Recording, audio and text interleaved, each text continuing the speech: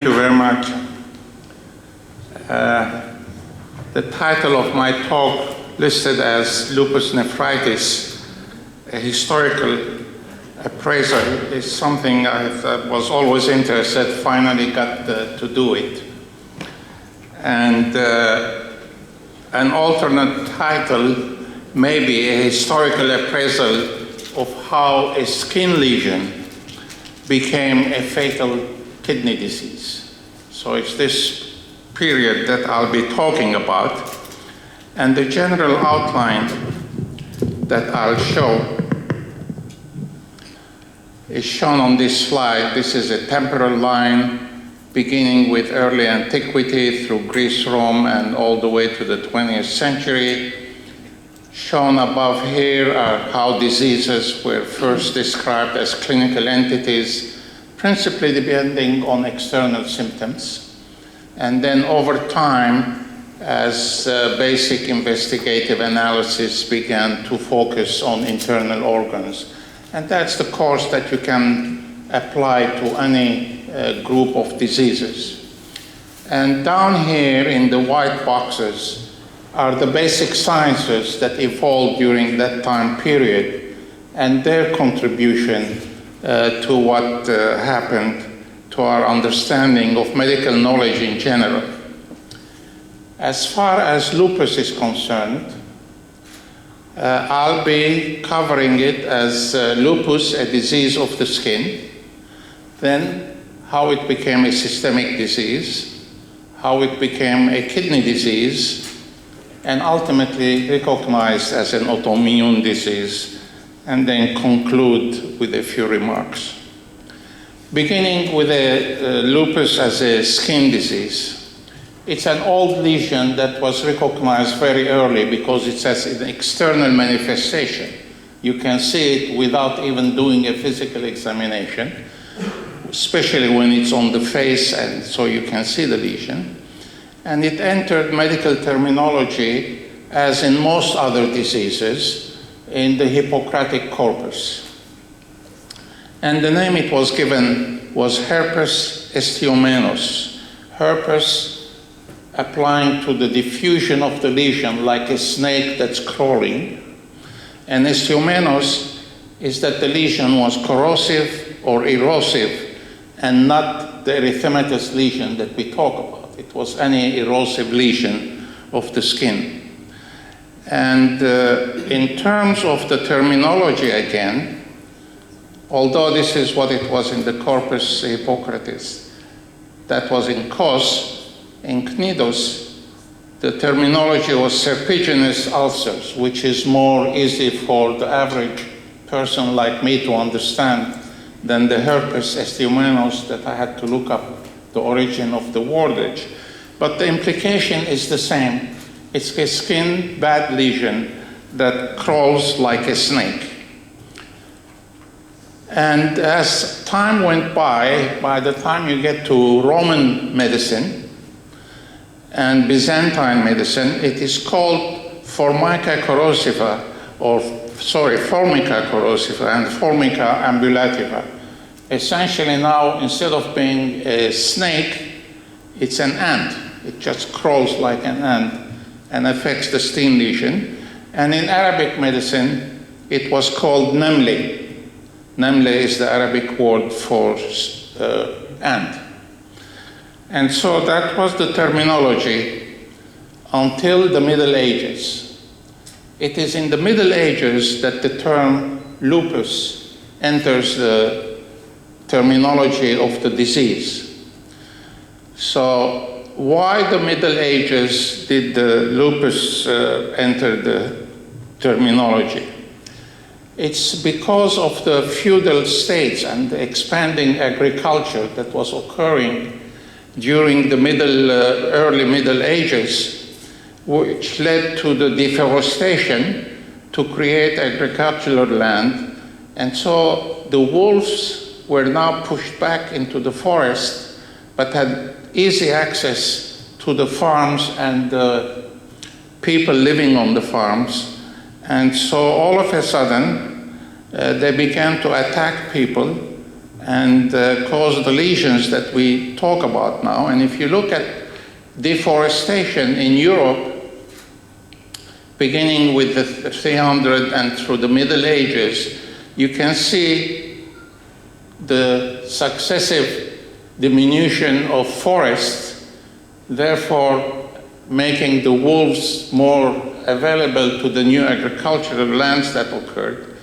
And as you look over time, the wolf that nurtured Romulus and Remus, all of a sudden, and you see this in the literature, becomes the big bad wolf who bites and attacks people instead of the motherly wolf that saved Romulus and Lupus. And these are some of the bites that are caused on exposed areas, either in the arms or in the face.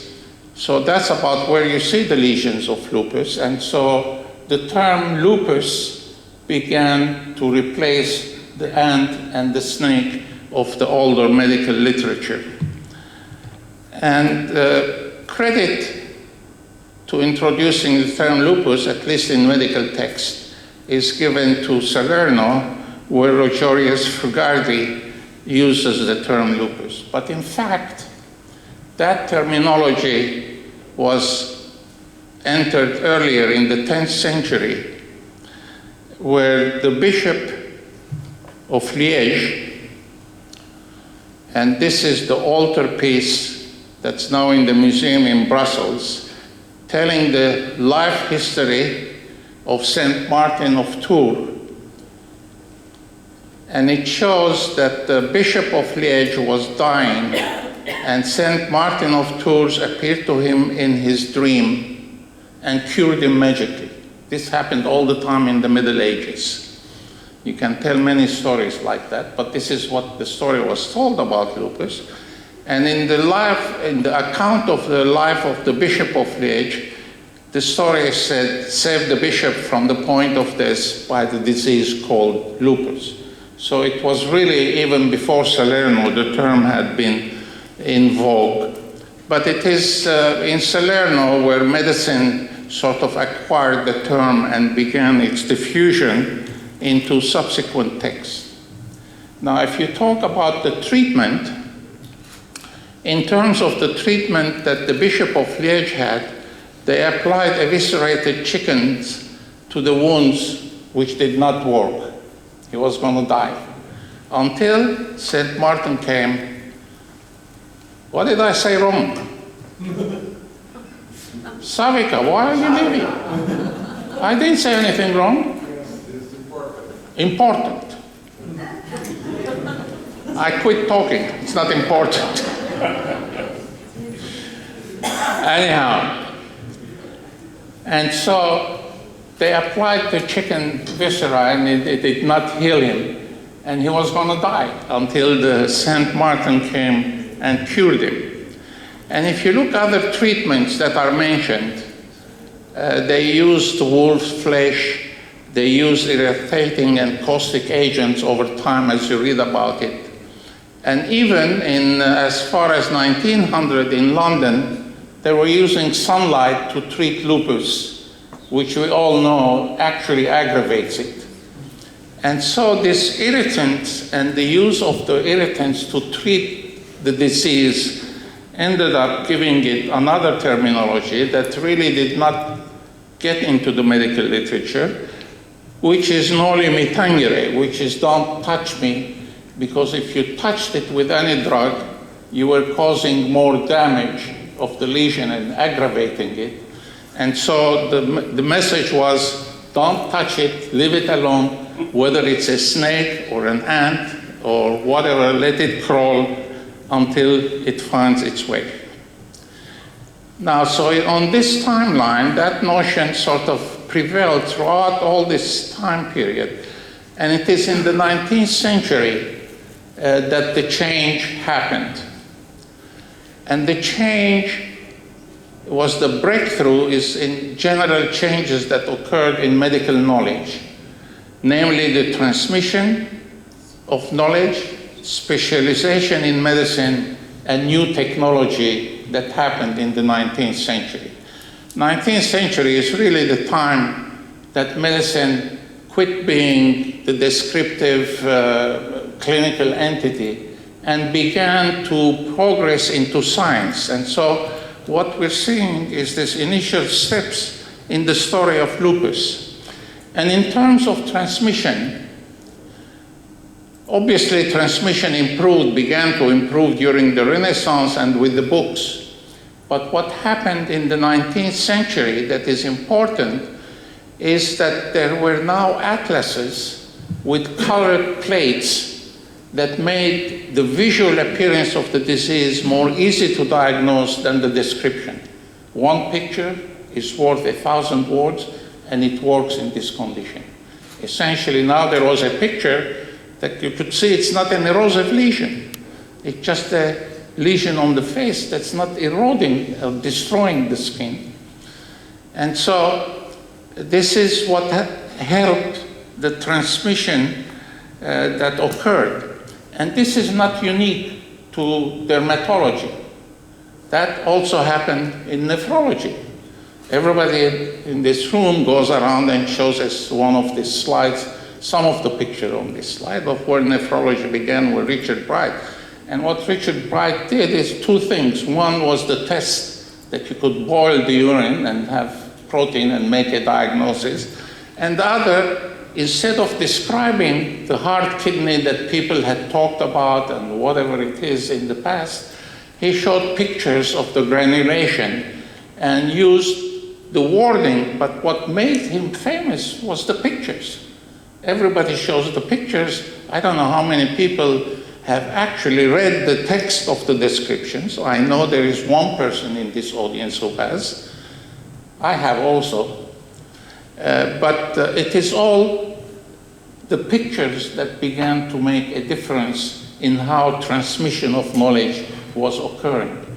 You didn't need as many words. You could show pictures and transmit the message much better.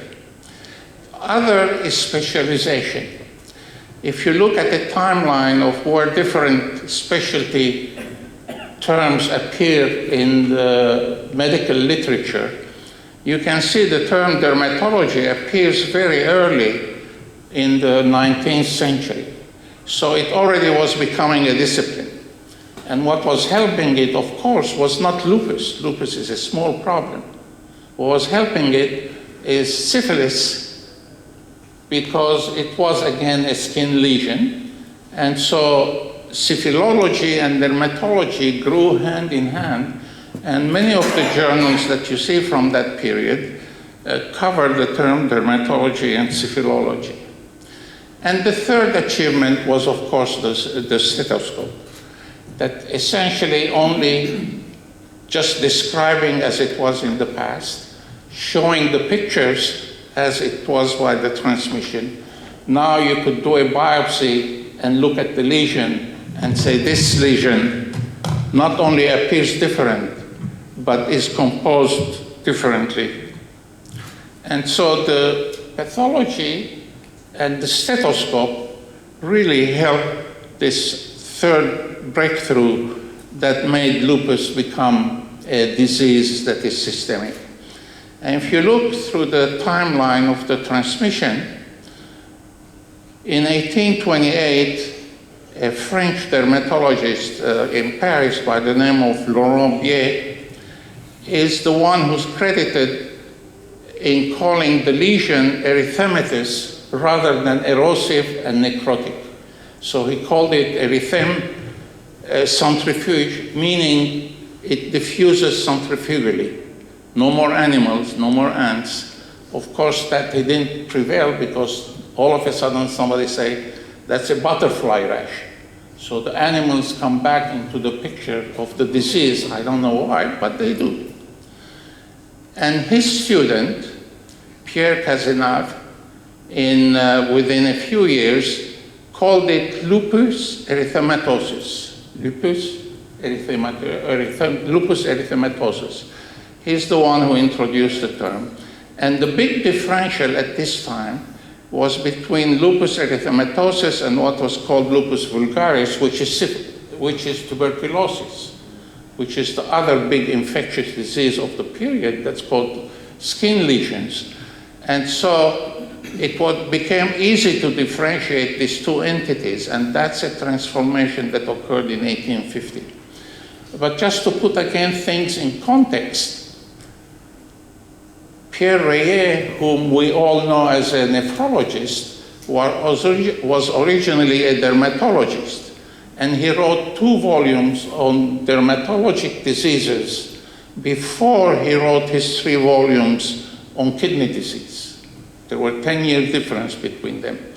And in his book, which he published between 1826 and 1827, he classifies actually lupus under tubercular lesion.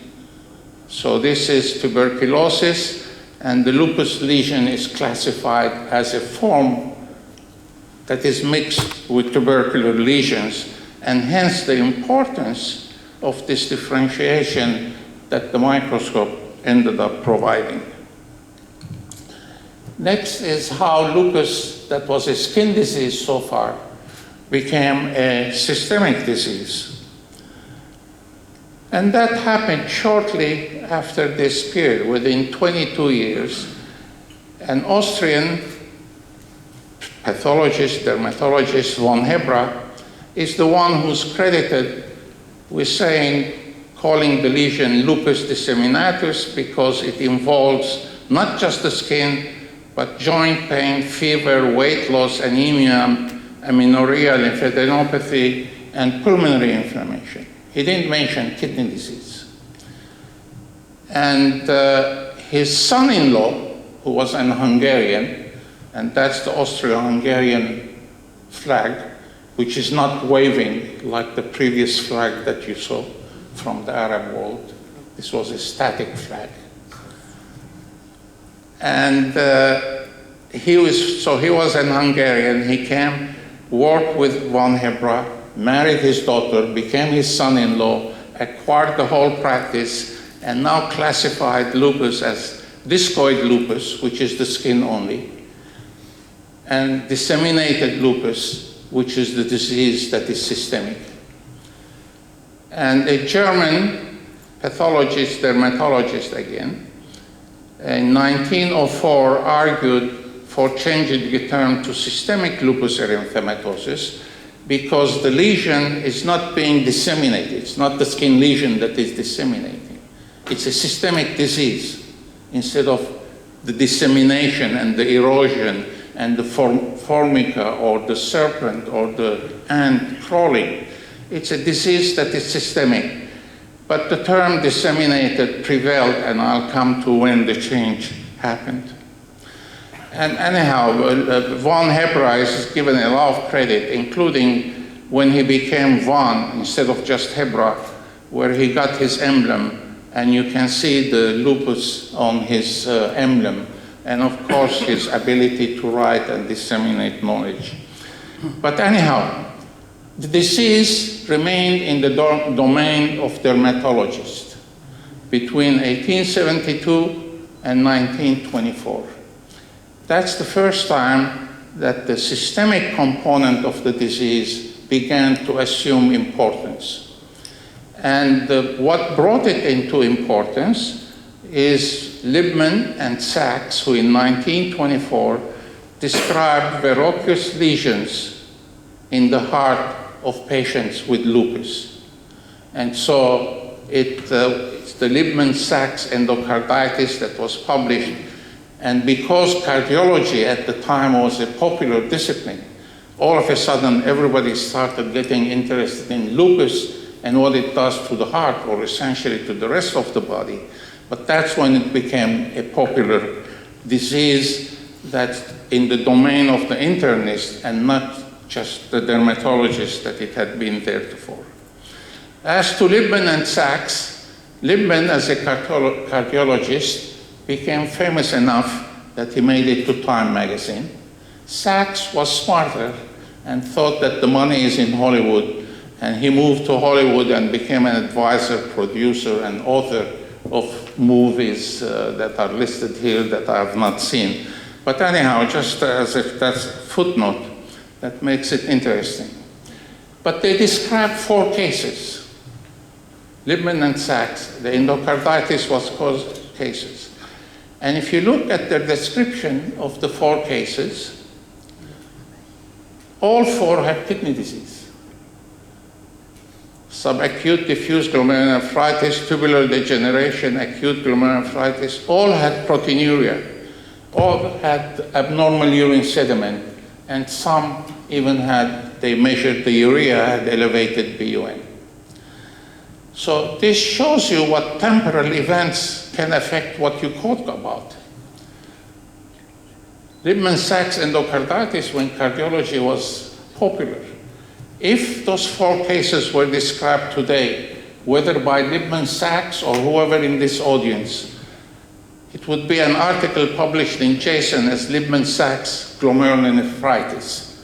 All 4 had glomerular disease. All 4 probably died because of their glomerular disease or kidney disease, rather than the endocarditis, which is just a nuisance that you see pathologically. And so time determines what you describe and what happens. The pathologist who worked with Liebman is George Baer. George Baer is ultimately became chairman of medicine at Mount Sinai. But he also, as most people of the time, did pathology as well as internal medicine. And he is the one who actually described 2 of the kidneys that Liebman-Sachs had reported. His interest was in endocarditis. That was a popular disease at the time, infections and endocarditis. And so he was talking about glomerulonephritis way back before Liebman-Sachs talked about the heart. And so he maintained that interest, and now associated with 2 pathologists, Paul Klemperer and Abu Polak. This is not Victor Polak. This is another smarter Polak as far as I'm concerned, who wrote Pathology of Disseminated Lupus, and you watch the continued use of the term disseminated. Systemic has still not come into vogue. And then Klemperer, to a great extent, is the one who started talking about diffuse collagen disease, in which lupus was a component. And as I was a medical student, this was the disease to talk about, collagen diseases. Klemperer was God, everybody talked about him. Some even slept through what I said. He just woke up. But Klemperer is another famous pathologist, like the one we have in the audience also. The credit, though, for collagen disease belongs to an infectious disease guy, Alvin Coburn, who was interested in rheumatic fever. Rheumatic fever was the big disease and the big killer at the time. There were floors as you walked the hospitals in the 1950s dedicated to rheumatic fever. They were housed separately. Boston City Hospital, where I trained, had a wing that was still carried the name. They used to have the rheumatic fever patients in that one building. But it was a common disease, and he's the one who described what rheumatic fever causes, including the renal involvement that you get in endocarditis. And the term collagen disease, as it was described then, has leftover terms that people still use, like the wide loop lesion, like the onion skin lesions, and the fibrinoid necrosis. Of course, the fibrinoid necrosis is nothing other than the lupus phenomenon occurring in situ, where the antibody is attacking and killing the glomerulus, and you see it as fibrinoid necrosis. And what was called the wide loop lesion is essentially the membranous lesion that we now talk about, but that's what it was called then. And so that's about the time that lupus became a kidney disease. To put it again in context, Bright's disease, right after it was described, two major classifications that occurred. One was its classification as acute or chronic disease. as Bright's disease. And then Bright himself had used the nephritis, but the term nephritis gradually came to replace the term Bright disease. So people said he has nephritis, implying that you had Bright's disease. The term nephritis is an old term that goes to the 1560s, where instead of a disease related to the kidney, it was given the definition of inflammation of the kidneys in horses. So it's from veterinary medicine that the term nephritis assumed the term inflammation of the kidney as it was described in the 1560s. And so to move on, in 1902 then, there is a bunch of articles that began to appear. And again, I've highlighted the continued use of disseminated all the way to the 1930s. And also, it's linked now to Liebman-Sachs. Essentially, Liebman-Sachs still dominates as an important disease, where it's just a cardiologic abnormality that doesn't kill people. So it was in Liebman-Sachs that they saw that entity. And so that's how the disease progressed over time. I'm sorry, Stuart Cameron is not here, but he talked to you about yesterday about Leonard Rountree. And Leonard Rountree trained several people. One of the more important people that he trained is Norman Keith. Much of the people who worked with him wrote 1 or 2 papers. He was a very creative guy who trained several people. But Norman Keith is the one trainee who really got into clinical nephrology. And he wrote papers about malignant hypertension, about essential hypertension, about the kidney in lupus. He is the one who did all this work and then went on to write more about lupus. But Norman Keith is an important person in this story. But as a difference in the type of teachers that Professor DeSanto talked to you about yesterday, where Rountree was a fire who inflamed a lot of people and transmitted to disseminate knowledge, Norman Keith just worked steadily in the kidney, never trained anybody else. He wrote a paper with this guy or that guy, and then he faded away. And as I told Stuart, I can't even find a picture of him. He doesn't, I'm sure he existed, but there's no picture that you can trace of him. But anyhow, it was the kidney biopsy that began to make the big difference in lupus becoming a kidney disease. And now, one of the first studies that Karp and Pirani did was on lupus. They published their first paper in Medicine, 150 pages, and then published it as a book on lupus nephritis. And so it was the first disease that they studied really carefully. And now you begin to see systemic lupus erythematosus. So I think the kidney is what finally made the term systemic adopted instead of disseminated. Essentially, they were smarter than other people, the nephrologists, and called it that. And then, of course, as you go along and move along, immunology contributed to it. And if you look at the timeline of publications on lupus nephritis between 1950 and 2017 per decade, so it's every 10 years, you can see there was barely anything, 1960, 1970, and then the WHO classification, and then the IAHN classification and the increase. But again, I want to emphasize about this plot as you look at it, the exponential rise that occurs after World War II in most of anything you do any research on.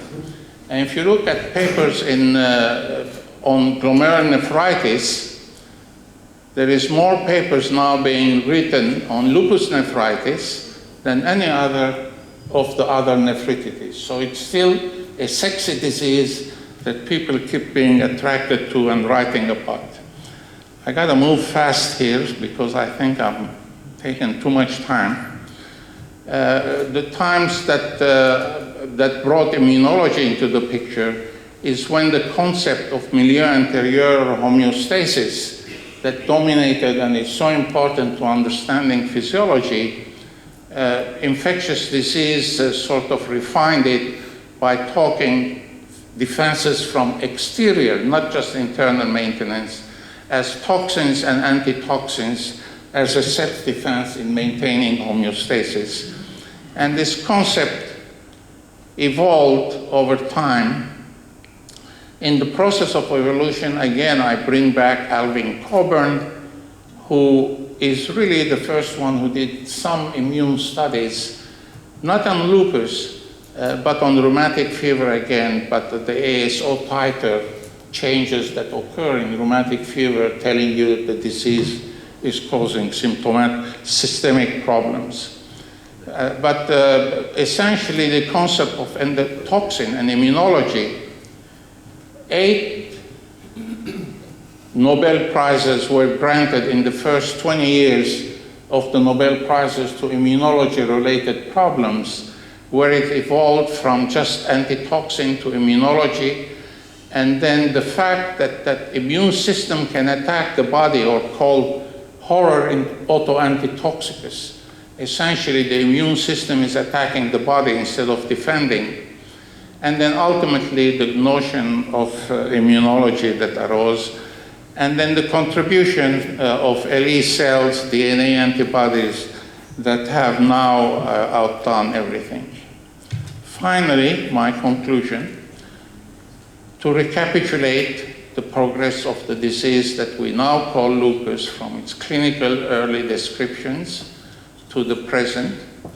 It was a disease of the skin that was erosive until 1828, when it began to be described as an erythematous lesion, and shortly afterward recognized as a systemic disease, the appearance of endocarditis that made it popular, and actually the kidney involvement was described in 1 of 70 patients in an article in 1702, which calls it glomerular and tubular nephritis.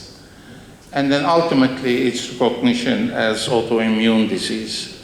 And if you look at publication on lupus erythematosus today, that curve that I keep talking about, and I think is so important, it becomes more dramatic as you see few publications until World War II, and then the pickup that occurs. And no matter what you attribute that credit to, it boils down to mullah, money. NIH came, research became available, and everybody wanted to have research in medicine, and that's what generated it. And then finally, I must pose this question. Why the animal iconography in this disease? A snake, a butterfly rash, a wolf, an ant, a bat. They called it a bat rash instead of a butterfly rash. There is this fascination with this terminology that doesn't really describe the disease. And if I had anything to do with it, I would call it a chameleon, because it mimics so many other diseases that makes its diagnosis difficult in general. But I guess I'm too late to begin making a difference in terminology, but it would have been smart if somebody had called it chameleon instead of lupus or ant or whatever. Thank you very much for your attention. I'm sorry if I went over time. Well, Gary, thank you very much for an excellent overview of this quite complex topic. You say you think you're a little bit too late for changing in terminology and so on, but do you think maybe the time has come for new terminology, and maybe we should be calling it sort of anti-double-stranded DNA antibody disease or something like that?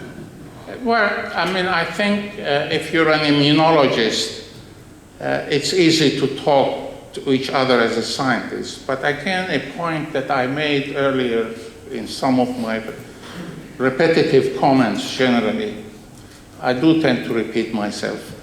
And we talk to patients, we don't just talk to each other. It's okay for you and I to talk anti-DNA, but let me tell a patient you have anti-DNA. He said, what? Tell him in nephrology, he thinks you're a urologist. They don't even know what term nephrology is. So if we're going to talk to the patient, I thought chameleon is more sexy and changes color and shape. But it's, I mean, anti-DSNA is just as good a term. It's just that it's only for the cognoscenti. Smogorzewski. I think I will not diminish the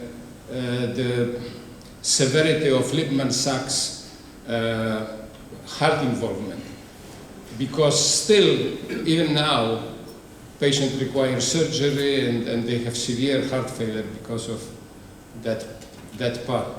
And the other thing, at the end, I think the whole story should end up with the WHO classification first meeting, which was interesting from the historical point of view also.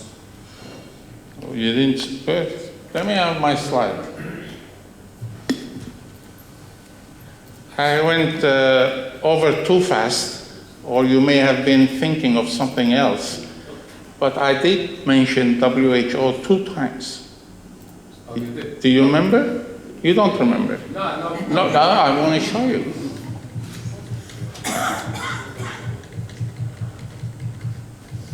Sorry for everybody else, but I hate to be wrong. That's not wrong. Where is it? Where is it? Coming. Sorry.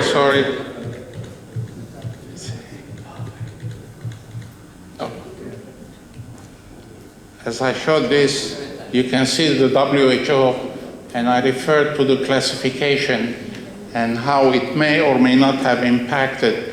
But that's another story, the classification and how it evolves and the words that were used. I didn't go into that at its place, but WHO did enter into the picture and did come up with a classification before the ISN and the Renal Pathology Society in 2003 gave their classification. It's just that I didn't dwell much on it, but WHO did play a role, you're right, but I did mention it. I would like to add to your definition, a definition I got when I came to the Congress of ISN in Toronto. I bought the newspaper of Toronto the morning of the Congress, and I found a wall page on lupus nephritis. The definition was a disease without saints that corresponded to the thinking that nothing could be done. It was. Just a question, a curiosity. Looking to the evolution of the terminology since herpes estiomenos until lupus, is possible to hypothesize a worsening of the sickness between the early age and the middle age, because the different names that were done to the sickness are always worsened. So I don't know if when 2,000 years ago was, or 3,000 years ago was in such a way described, was so like in the Middle Age. I don't know if I arrived to say my idea. Because the terminology is always worsened until lupus lesion. Even after lupus, that confusion persisted. It still referred to erosive, corrosive lesion, no matter what. As I showed the picture in which Reye talks about the lupus lesion, what we call now lupus, as only erythematous, and not the erosive, corrosive, destructive lesion that people applied to all those skin lesions. Now, whether some of those were lupus that got bad, whether some of those were the tuberculosis that was prevalent at one time, Whether some of those were syphilitic lesions, I have no idea. It's just that it was a confusing term until it was described by the fact that it is red and not erosive or corrosive, erythematous. And that if you start adding corrosive to it, agents that people were used or putting them in the sun, it may become erosive. But the disease itself is an erythematous lesion that doesn't kill or destroy the skin. It doesn't erode. Thank you. Other questions? Thanos? Well, it is not to have questions after the plenary lecture, but it was very interesting, so a lot of questions were put. And just trying to answer to your question about terminology, I didn't really understand this term herpes estiomenos. To me, it does not make sense. I don't say that you are wrong. Apparently, you read it in the literature. I never was involved in lupus to know. But herpes estiomenos in Greek does not mean the herpes that eats the person. It's the herpes that is eaten, it's consumed. So I don't know how it came to describe lupus, and actually a disease that's eaten by the person, that eats the person. So I have to look very carefully and find out if there is a confusion there. I'll be glad to hear from you when you find it out. Well, that's all. Thank you very much indeed, and compliment for the relation.